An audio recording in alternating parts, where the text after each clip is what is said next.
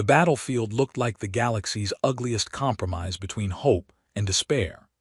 Prefabricated negotiation pavilions stood in neat rows across scorched ground, where 3 armies had fought 6 months prior, their burn marks still visible beneath the diplomatic carpeting.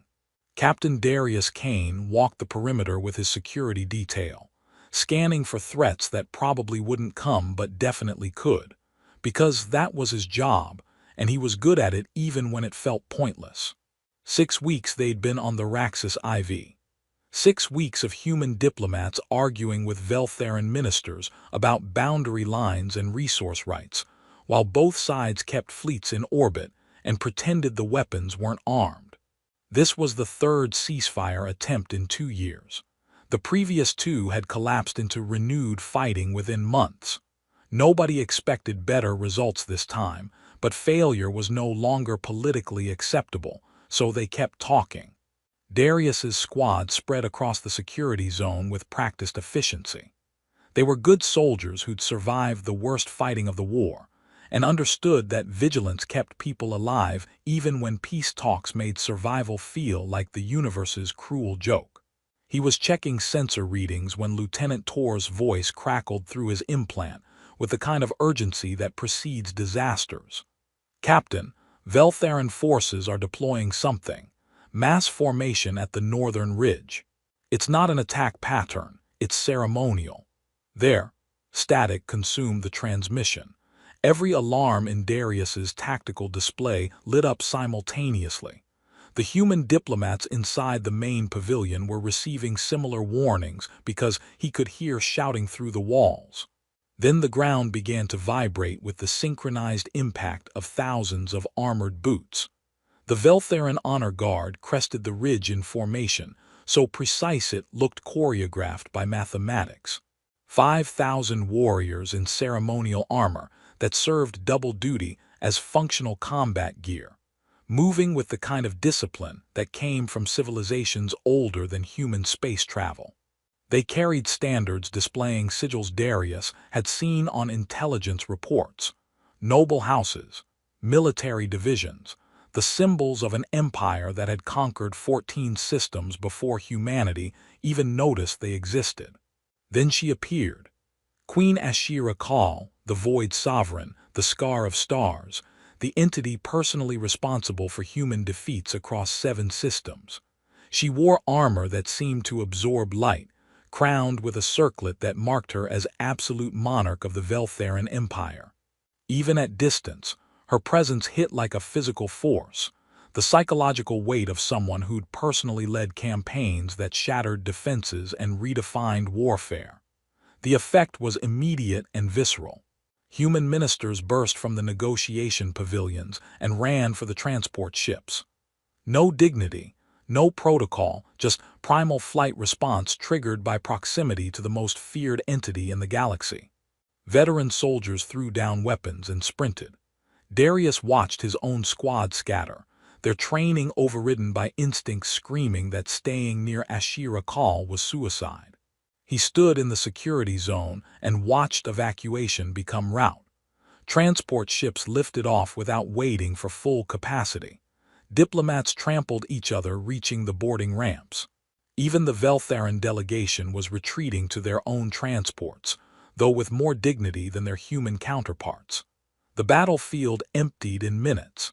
Darius found himself standing alone on scorched ground, his tactical display showing him the only human life sign within 3 kilometers. His combat implants were screaming danger protocols. His body wanted to run.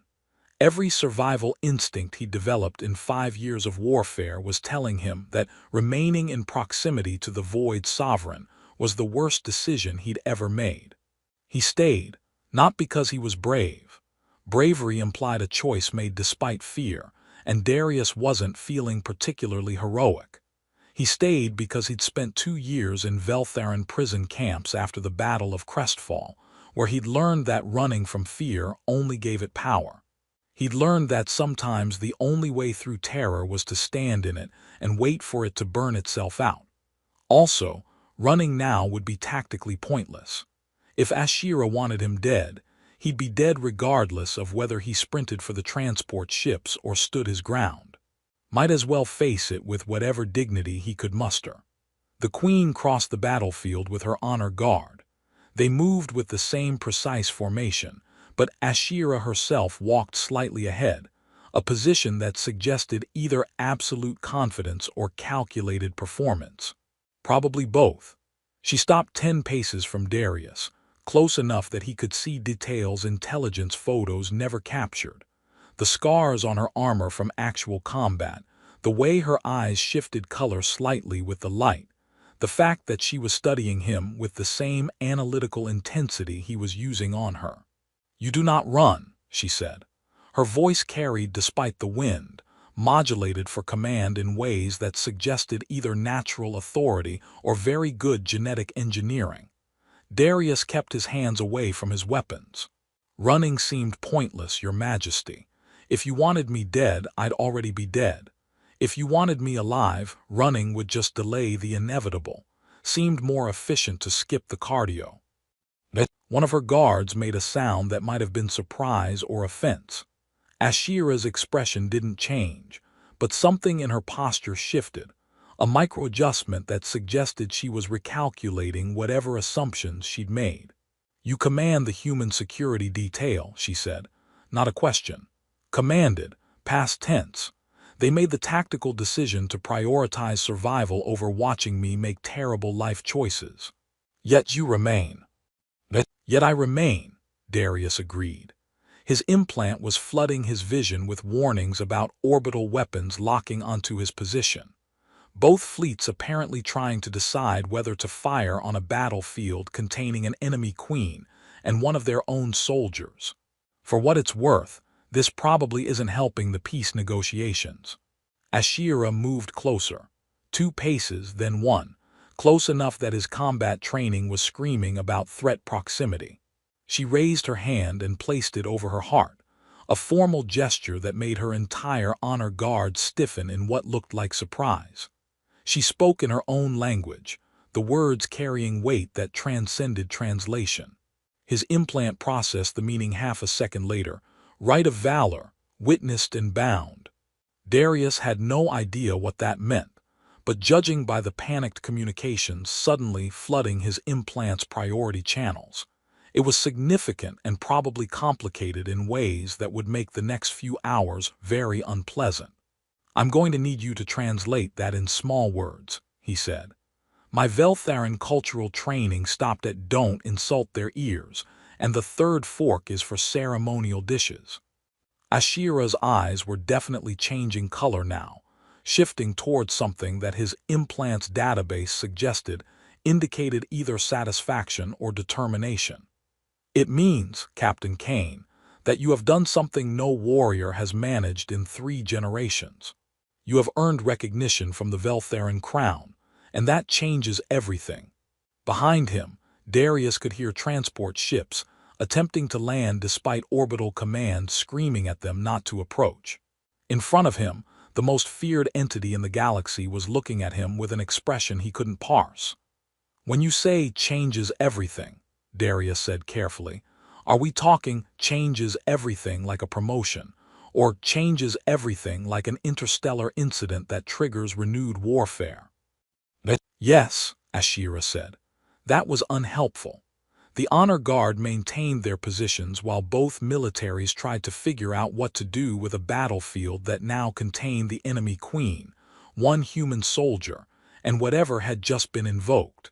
Darius's implant was receiving contradictory orders: return to human lines immediately, maintain position for extraction, engage hostile forces, do not engage under any circumstances, await further instruction. He ignored all of them and focused on the immediate problem: a queen who just declared something that made her own guards nervous. "Your Majesty," he said, "I appreciate the recognition or binding or whatever just happened. But speaking practically, I'm 1 soldier standing in front of 5,000 of your honor guard. Multiple fleets are currently debating whether to start shooting, and I'm getting messages suggesting that whatever you just did has upset a lot of people on both sides. Maybe we could discuss this somewhere that doesn't have quite so many orbital weapons pointed at it. Ashira studied him for a long moment. Then, surprisingly, she smiled. It transformed her face from the propaganda image of the Void Sovereign into something almost human, though that was probably the worst adjective to use given present circumstances. "The right cannot be revoked once witnessed," she said. "You are bound to my side until formally released or until one of us dies. This will be complicated." "Complicated is better than vaporized," Darius said. "Let's start with complicated and see where it goes." The extraction took another hour of tense negotiations, conducted over open channels, while both militaries watched and waited for someone to make a mistake that would restart the war.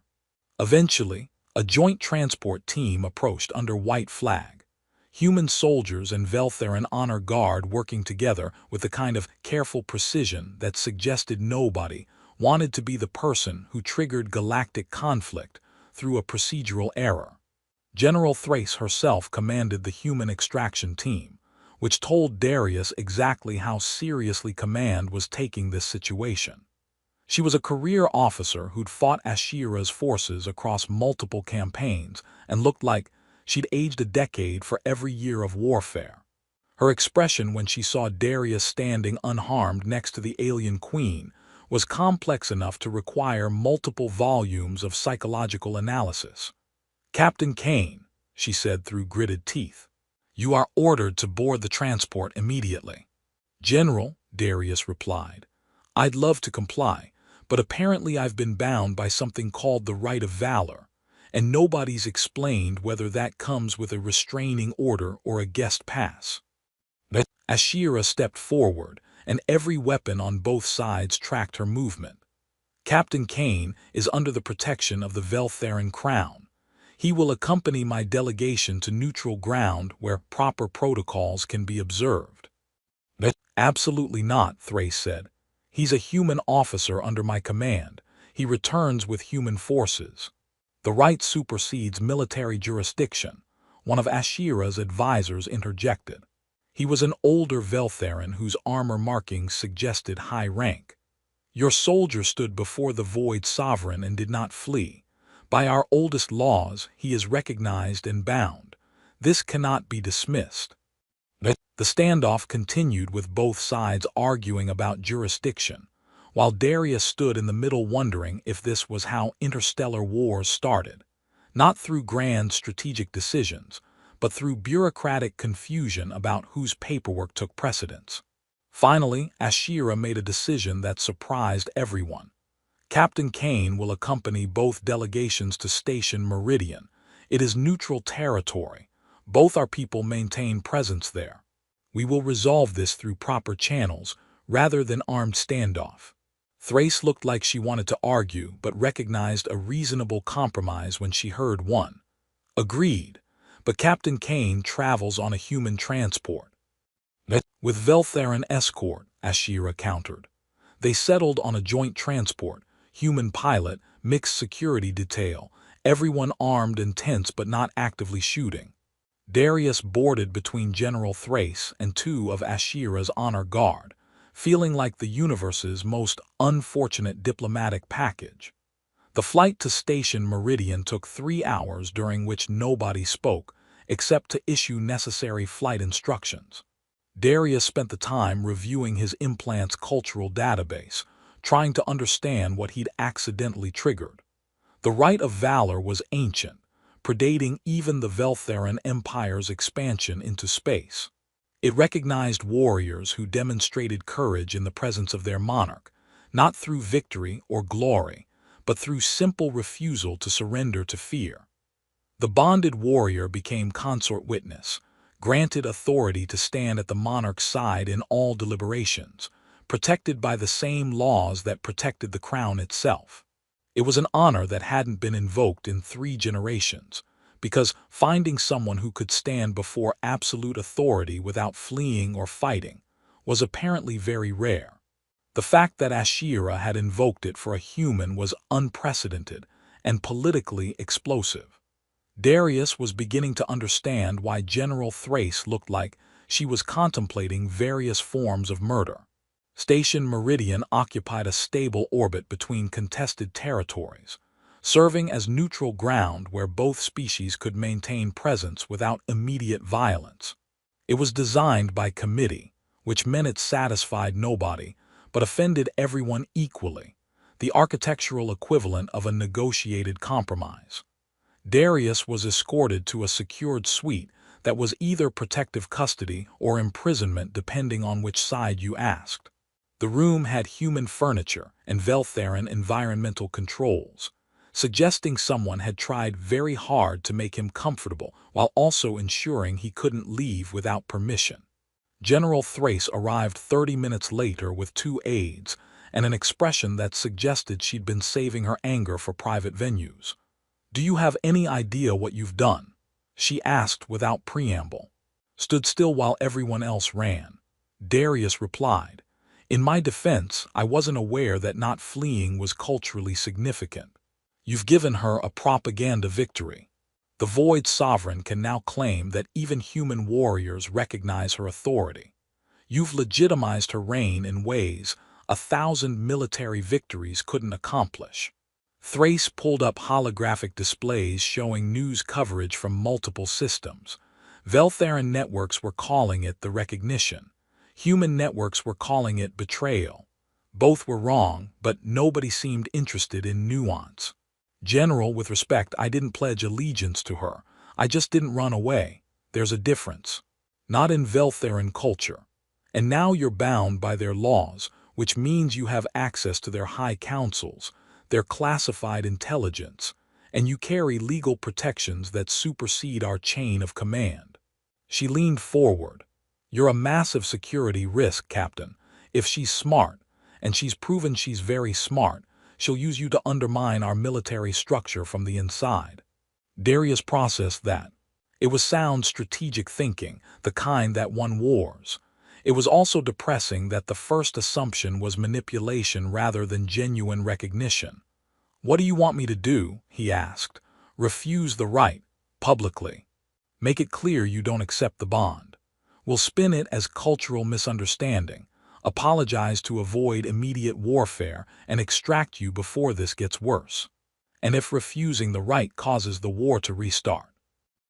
Thrace's expression hardened. "Then it restarts. We've been fighting for 7 years, Captain. One more war is tragic but manageable.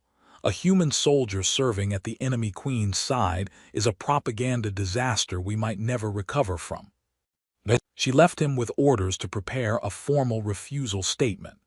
Darius sat in his cell/suite and stared at the holographic displays showing 2 civilizations arguing about the meaning of courage. His door chimed.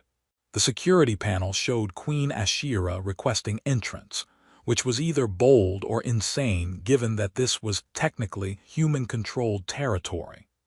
Darius authorized entry because refusing seemed pointless when the person asking could probably override the locks if she wanted. Ashira entered alone, without her honor guard, a gesture that his tactical training identified as either genuine trust or calculated to appear as such. She'd removed her ceremonial armor and wore simpler robes that still managed to convey authority through cut and bearing. "Your general wants you to refuse the right," she said. "Not a question. She makes compelling arguments about propaganda and security risks," Darius replied. "Want to tell me why she's wrong?" "I don't think she is wrong.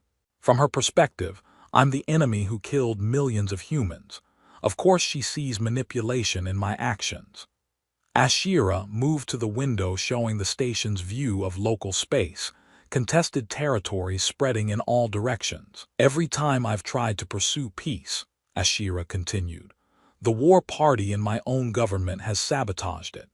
Every time your moderates have made overtures, your own military-industrial interests have manufactured reasons to continue fighting.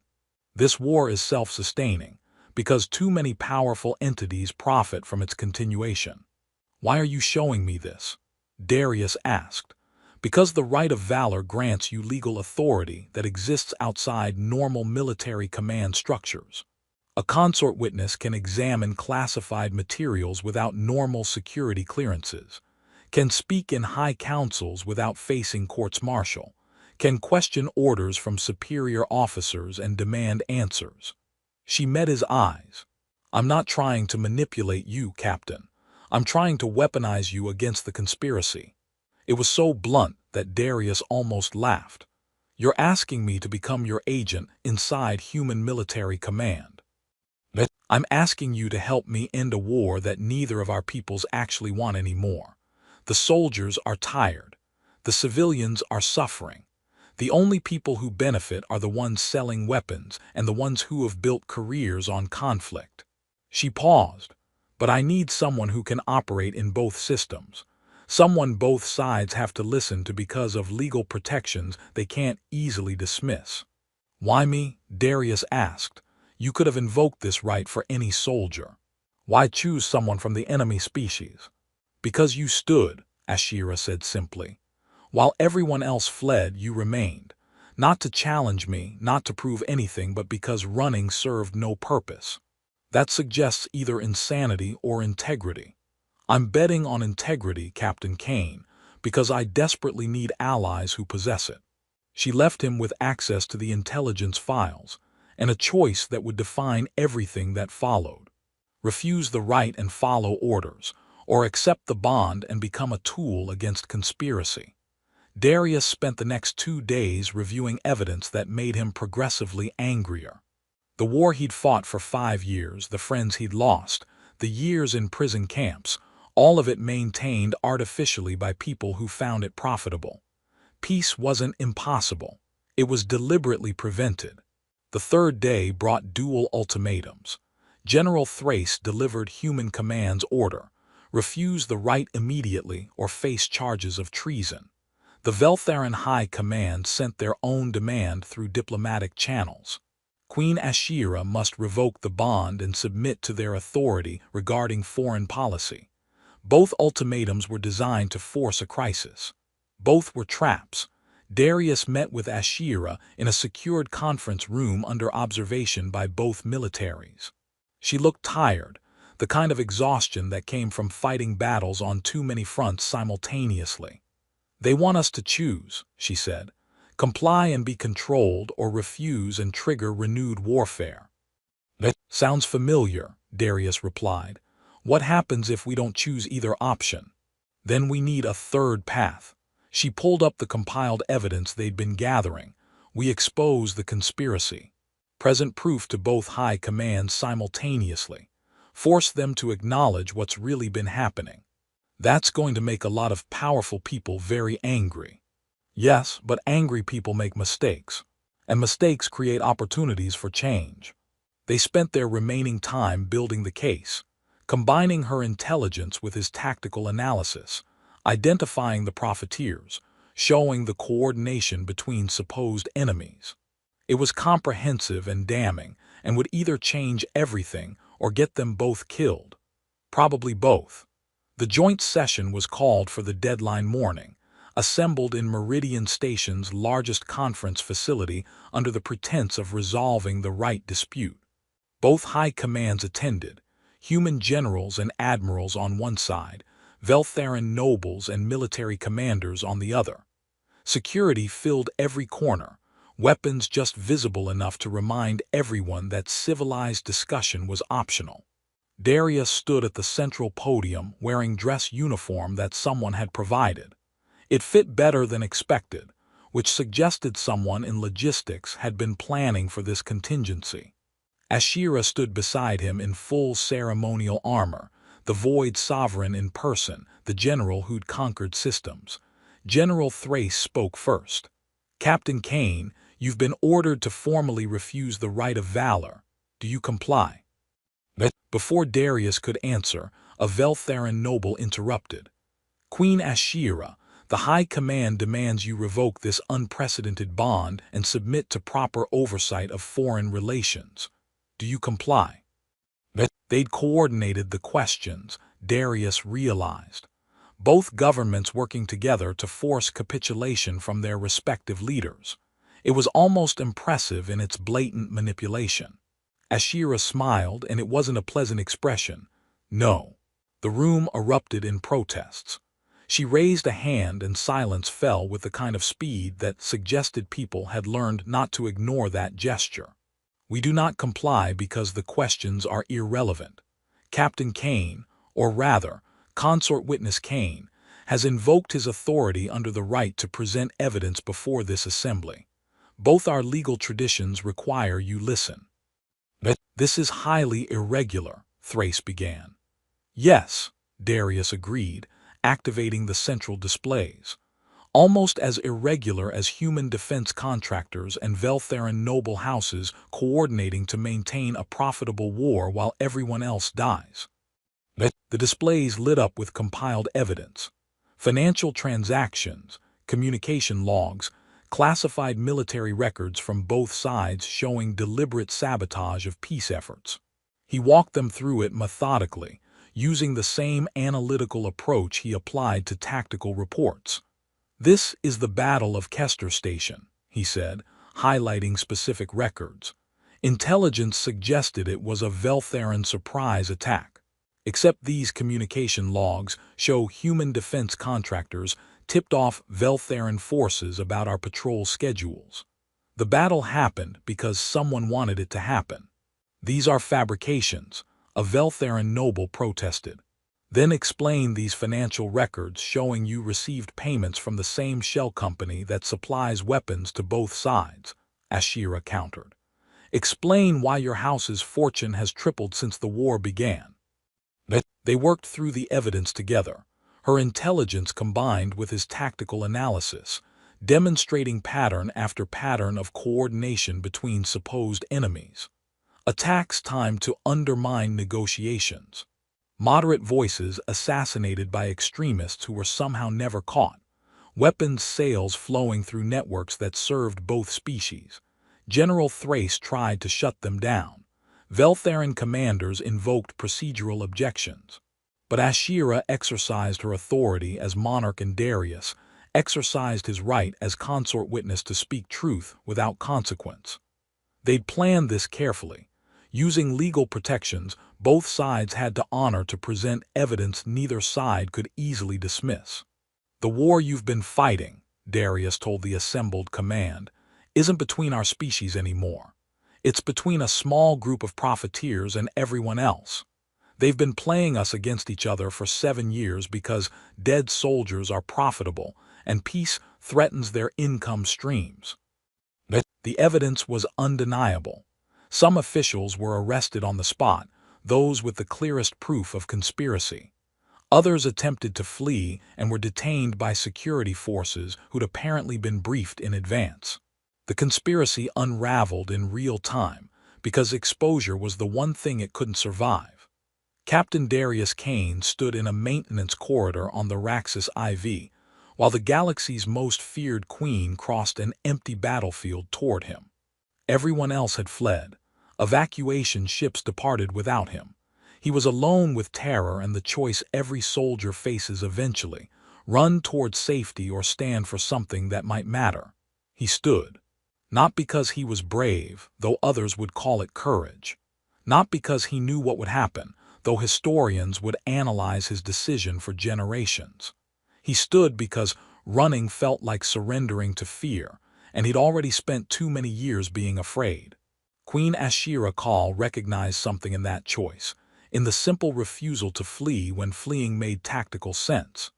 She invoked an ancient right that bound them together, not through romance or politics, but through shared recognition of what courage actually means when stripped of glory and propaganda. Together, they exposed a conspiracy that had maintained warfare for profit. They forced both militaries to acknowledge uncomfortable truths about who really benefited from endless conflict. They dismantled a system that had seemed permanent through the simple act of refusing to accept it as inevitable. A year later, the war was ending, not through dramatic battle or negotiated surrender, but through the unglamorous work of building institutions that made peace more profitable than conflict. Darius split his time between human and Veltheran territories, serving as consort witness, a bridge between civilizations who were slowly learning cooperation. Ashira ruled with renewed authority, the profiteers faced justice, and the galaxy discovered that sometimes the most important warriors are the ones who stand still when everyone else runs. Reporters still asked him about that day on the Raxus IV. Why didn't he flee like everyone else? Darius's answer never changed, because some decisions aren't about tactics or survival. They're about deciding what kind of person you want to be when everything else falls away. I decided to be the kind who stands. And the queen called the void sovereign, the scar of stars, the most feared entity in the galaxy, learned that courage recognized has a way of inspiring courage in others. The fragile peace held not because it was easy, but because enough people were finally willing to stand their ground and defend it. The war ended not with a bang, but with 1,000 small acts of people refusing to run from difficult truths. And it started with one soldier standing alone on an empty battlefield, facing fear with nothing, but the simple conviction that staying mattered more than safety. The memorial they built on the Raxus IV marked the spot where Darius had stood. It wasn't grand, just a simple marker noting the coordinates where the right of valor was invoked. But visitors came from both species, standing on scorched ground that had hosted terror and choosing to remember the moment when someone refused to let fear win. Ashira visited on the anniversary as she did every year. Darius met her there as he always did, standing in the same spot where everything changed. "Do you ever regret it?" she asked. They'd had this conversation before, would probably have it many more times. "I gave you an impossible choice that day." "You gave me a choice that mattered," Darius corrected. "Most of my career was following orders and hoping they made sense. That day, I got to decide what I stood for, literally." She smiled, not the void sovereign's calculated expression, but something genuine that her closest advisors rarely saw. "The High Command still complains about you. They say a human warrior has too much influence in Veltharan affairs." "Your High Command needed someone to complain about after we arrested half of them," Darius replied. "I'm a convenient target, keeps them distracted while you actually govern. And your generals, how do they handle having a consort witness who questions their decisions?" "They hate it, which is how I know I'm doing something right." They stood together watching ships from both species sharing orbital space, freighters and passenger transports instead of warships, commerce replacing conflict. It wasn't perfect peace. There were still tensions, still factions that wanted to return to the old certainties of warfare. But the framework held because enough people on both sides had decided it was worth defending. A group of Veltharan students approached, recognizing the Queen. They were young enough that the war was history rather than memory, which meant they could ask questions with the bluntness of those who hadn't lived through the trauma. "Is it true you invoked the right because he was the only one who stayed?" one asked. Ashira considered the question seriously. "I invoked the right because standing when everyone else flees is the purest form of courage. Not the courage of glory or victory, but the courage of simply refusing to surrender to fear. That's the foundation my people's empire was built upon, before we forgot what it meant." "But he's human," another student pointed out.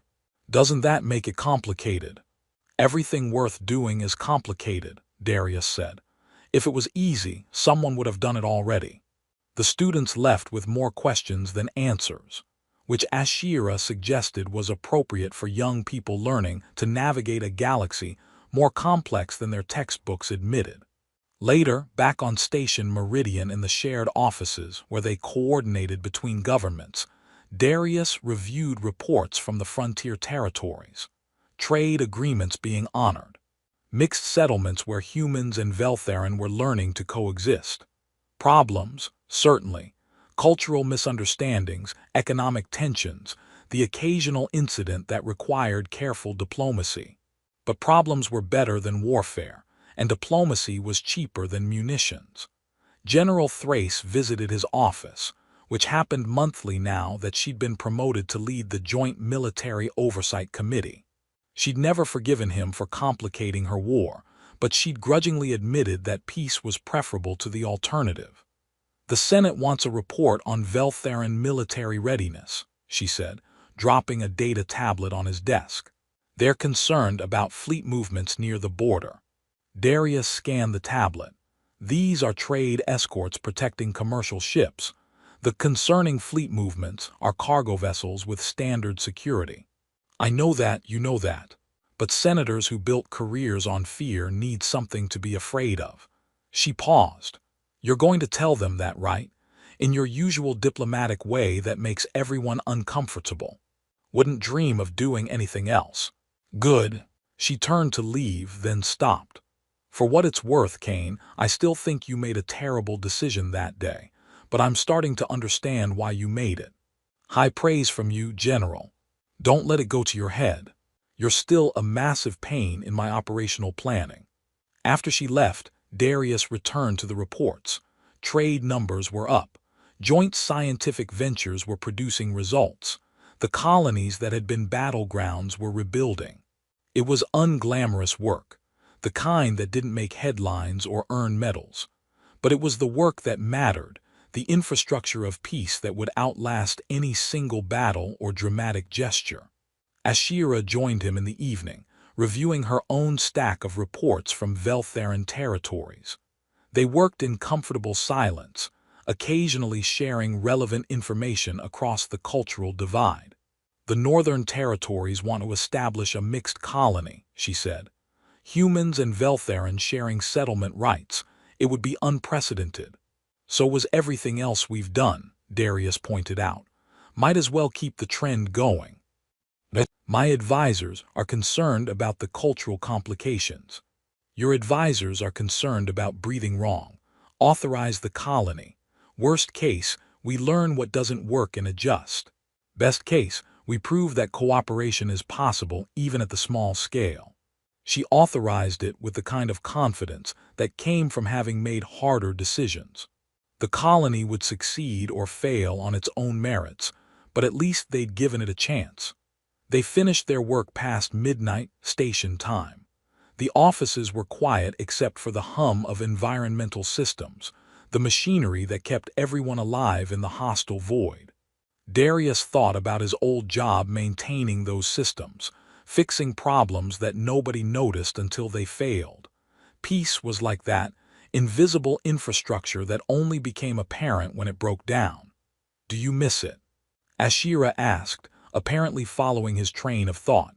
"The simplicity of before, when your biggest concern was malfunctioning air filters." "Sometimes," Darius admitted. "Life was easier when I was invisible. But easy isn't the same as meaningful. That day on the Raxus IV, when everyone fled and I stood alone, that was the first time in years I felt like I was making a choice that mattered beyond my next assignment." "You stood because everyone else ran." "I stood because running felt like surrendering something important. Couldn't articulate what at the time, but I knew if I fled, I'd regret it more than whatever happened if I stayed." Ashira was quiet for a moment. "My people tell stories about the Void Sovereign, the queen who conquered systems and showed no mercy. They made me into a legend of terror, but legends are prisons of their own kind. Everyone expects the monster, so you perform it even when you want something different. And then some idiot human didn't run," Darius said. "Disrupted the whole performance." "Exactly," she smiled. "You reminded me that courage isn't about conquest or glory. It's about standing for something when standing is difficult. That's the empire I want to build, not one founded on fear, but one built by people brave enough to choose differently when everyone else flees." They left the offices together, walking the quiet corridors of Station Meridian, where representatives from a dozen species now worked side by side. The war was ending. Not through dramatic victory, but through the accumulated weight of people choosing cooperation over conflict, even when conflict was more familiar. Darius thought about that battlefield on the Raxus IV. The empty ground where he'd stood alone, facing terror with nothing but stubborn refusal to run. That moment had defined everything that followed, not because it was heroic, but because it was honest. He'd made a choice about the kind of person he wanted to be, and he'd stood by it when standing was hardest. The galaxy was learning the same lesson, slowly and with difficulty. Peace wasn't dramatic. It didn't offer the clarity of warfare or the simple certainties of conquest. But it was better. It was work worth doing. And sometimes, the most important warriors were the ones who simply refused to flee when everyone else ran. The rite of valor had bound them together. Human and Veltheran, soldier and queen, two people who recognized courage in each other when circumstances made recognition difficult. Together they dismantled a conspiracy, ended a profitable war, and built the foundations of something better. Years later, when historians analyze the turning point in human-Veltheran relations, they debate strategy and politics and the larger forces that shaped events. But those who'd been there knew the truth was simpler and more profound. One soldier stood his ground when standing served no tactical purpose. One queen recognized courage when politics suggested she shouldn't. And from that moment, everything changed. Not because they were heroes or legends or figures from propaganda, but because they chose, in a moment when choice was difficult, to be people who stood for something worth defending. The war ended not with a bang, but with 1,000 small acts of courage compounding into transformation.